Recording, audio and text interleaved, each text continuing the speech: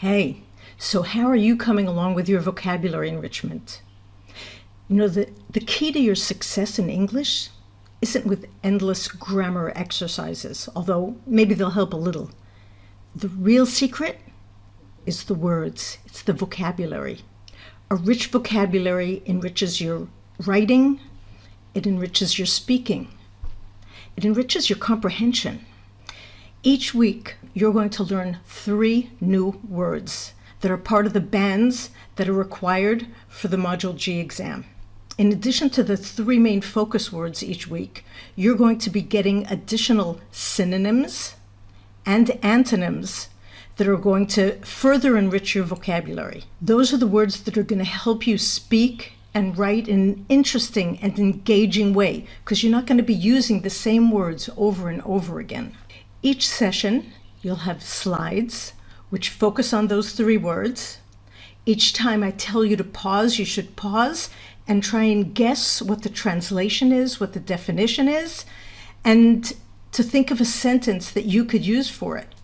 You'll have a Quizlet that's going to focus on all of the words that I'm presenting here, and then you'll be asked to fill in a Google form that'll help you further practice with these words. And then in the end, you're going to get a picture that hopefully will be interesting enough to spark your imagination so that you can write using the words that you learned this week about the picture. The more you write, the more you'll improve. So what are you waiting for? Let's ace those bands. Okay, so here are our words for this week. The first word is absence, and it's a noun. The definition is the state of being away or the state of being missing. A translation, how would you translate it? Hi'adrut is the translation that I've found for it. Can you think of a synonym for the word absence? Another word that means the same thing as absence means lack, a lack of something, a lack of water or food, a deficiency in iron in the blood can also mean absence, or omission. An antonym, a word that means the opposite.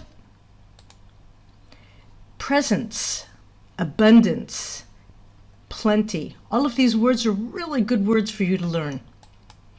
I'm going to give you my sentence. His absence made it harder to carry on with the plan. I want you to pause and write in the Google form below a sentence that you can use with the word absence that shows me that you know what it means. Next word, current, an adjective.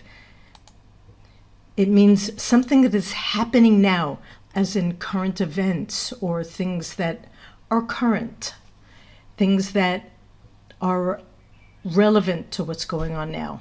How would you translate that? I translated that as nochachi, hamatzav nochachi. Can you think of a synonym? Up to date, prevailing, the prevailing situation instead of the current situation or the present situation. What about an antonym? Do you know a word that means the opposite? Could be old-fashioned or out of date. I'm sure you've heard of those words. So the sentence that I thought of for this is, current rules require us to wear a mask in public. Stop the video now and write in your sentence for the word current. Last word for this week, handout. It means to deliver or pass something on by hand, to hand out pieces of paper, to hand out food. Translation, lechalek. Can you think of a synonym that means the same thing? To give out, to distribute. What about an antonym, a word that means the opposite? To take back or to collect. So here's my sentence that I used. The clown handed out animal-shaped balloons to the sick children. How appropriate. What sentence can you write for the word handout? Stop the video, write it below, and then get on with the rest of the form.